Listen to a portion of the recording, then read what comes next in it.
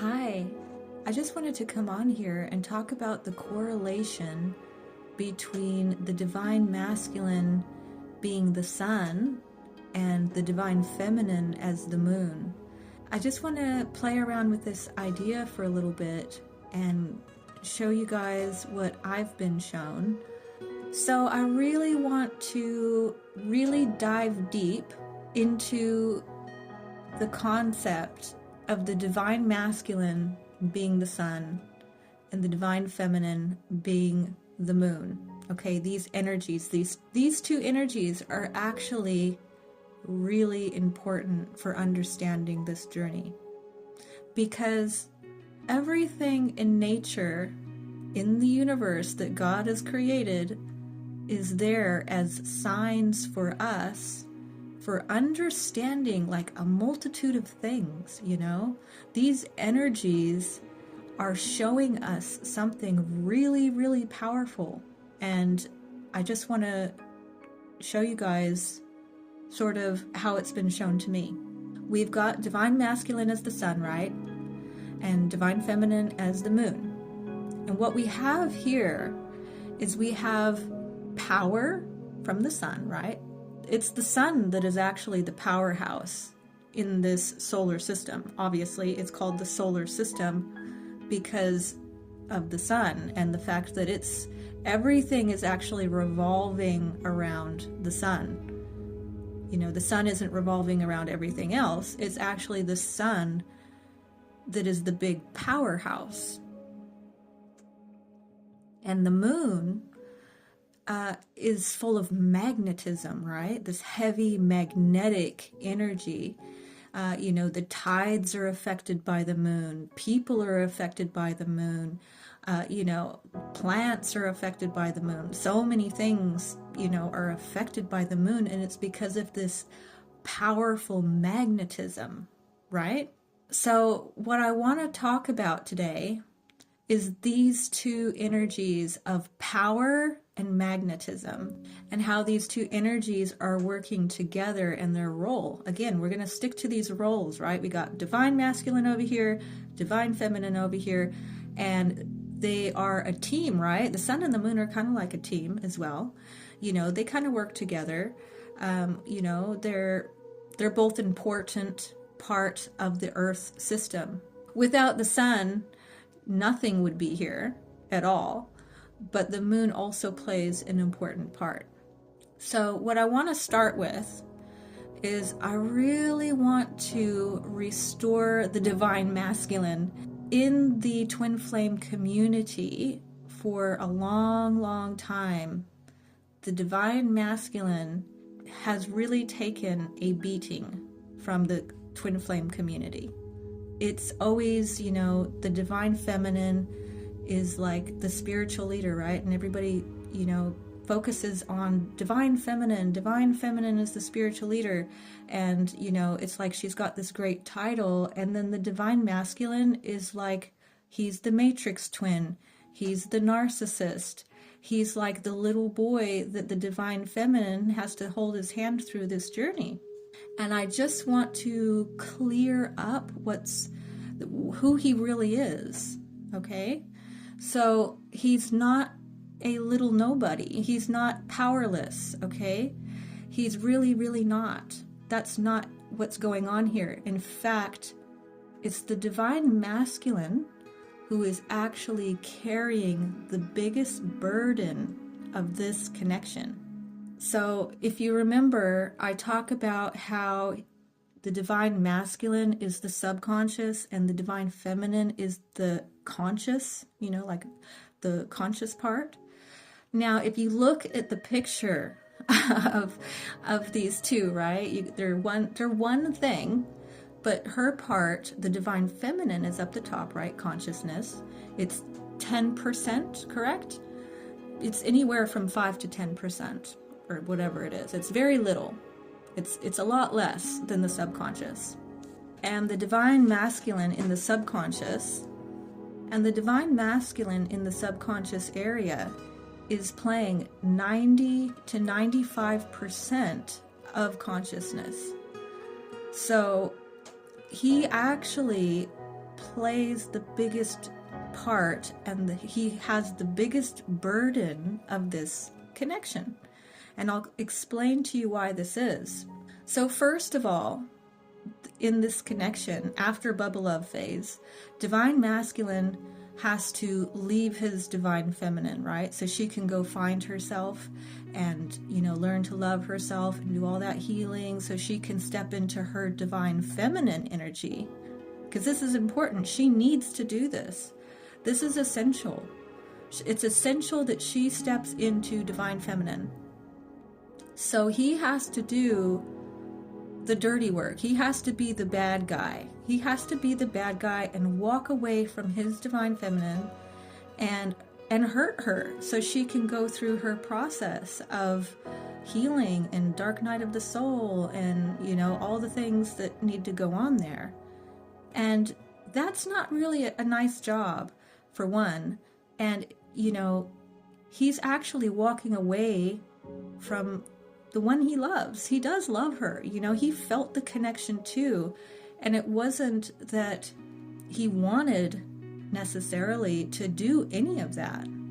It's just the nature of this connection. And it was what was necessary. See, he had to have the hard job of actually walking away. That's really hard, to walk away from somebody that you really love. That's painful. That actually causes him pain too. Even though he kind of shuts down and kind of like lives his own life a little bit, this causes him pain. And, this is probably why they end up kind of going down some bad roads and have like addictions and have all these things. It's because they're trying to actually fill that void that they experienced with their twin. It's all subconscious, they're not even probably aware of any of that being the case. But when you get further along, you can see and understand that actually that was hard for him. That was, it was his job to do that. He had to do it, and it was a tough job. So, but he had to do it because he needed her to step into her divine feminine, okay? It's essential that she does that. So she has to go through that process. And she needs to step into her dark, feminine, magnetic energy, okay? Because remember, she's actually the dark, the black part of the yin yang, right? So she's the dark feminine, and she's magnetic, like the moon. She needs to become magnetic, because this is actually what happens when the divine feminine makes it to that crown chakra. She steps into her soul mission, and she's like working with the universe all of a sudden, and all these things are coming to her. You know how it's coming to her? It's coming to her magnetically. She becomes extremely magnetic, okay? Everybody is magnetized to her. Animals are magnetized to her. Little children are magnetized to her. Other women are magnetized to her. Other men are magnetized to her. She becomes incredibly magnetic, like the moon. So her magnetism is like extremely strong once she fully gets to that place. But she's not the powerhouse of this connection. She's the moon, and that's important, okay? It's important that she gets there. And also, so she's the one that brings in that that inner union. She's working in the 5D. She's doing all this spiritual work in the 5D. She's up there. She's like working with the subconscious, the divine masculine. She's working, she has to work in that subconscious area and like feed it to him.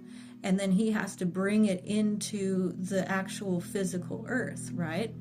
So after she awakens, he drops down into his own energy down in those 3 grounded lower chakras. He starts his Kundalini awakening, okay?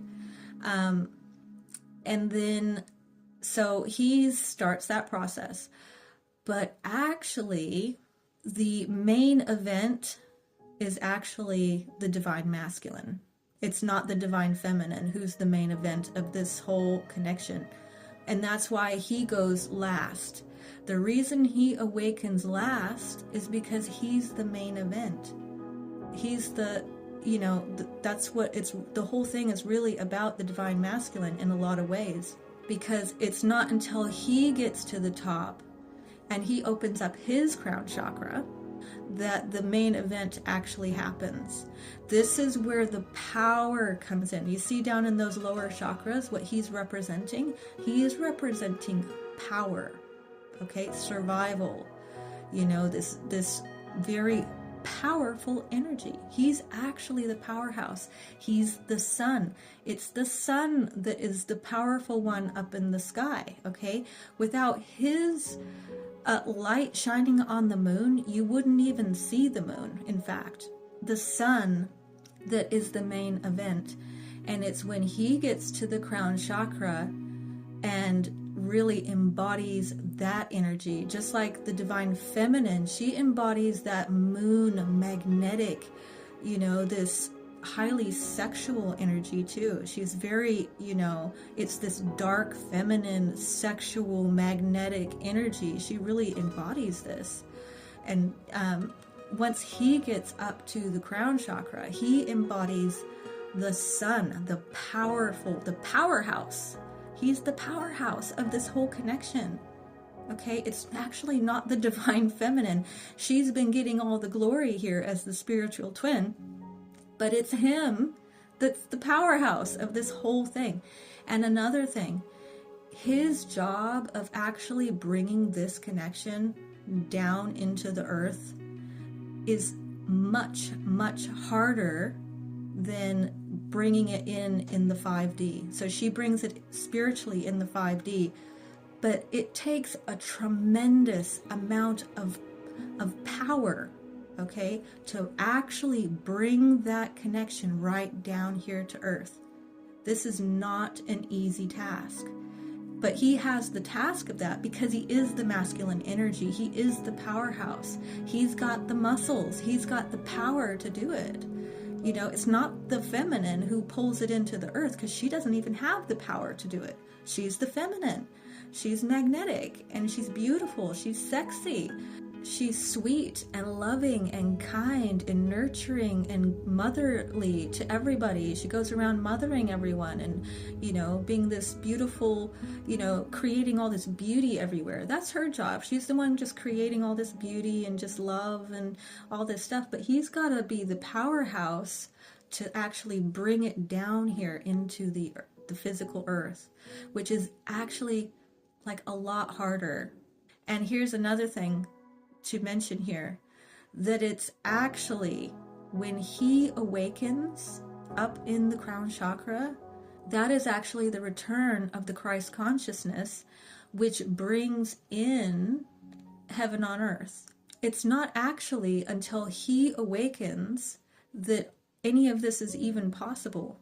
I mean, the divine feminine, I'm not putting her down. I'm just trying to restore the divine masculine. I think it's time to restore him and stop treating him like he's a little boy who needs the divine feminine to hold his hand through this journey. It's not the case. Another interesting thing to note with these two energies, so when they meet in the heart chakra, because that's always their meeting place, she's up in the top 3 chakras, he's down in the lower chakras, but they always can meet in that middle place, that middle ground in the heart chakra, which is the place where God dwells, right? That's the part that is the glue, which is God. But what happens, right? What happens when a sun and a moon are right on top of each other like that? Well, it creates a solar eclipse, right? They're together. And that is that energy coming together and fusing together. That's where it happens. It happens when they meet in the middle there, and it creates this solar eclipse. And that is the union of those two energies. But anyway, I just wanted to share that with you guys. That's all I have for right now. I'll talk more about, these roles that they're playing in different parts of the dynamic, I'm sure. But I just wanted to really just talk to you guys about that today. I thank you very much for listening, and I will talk to you later.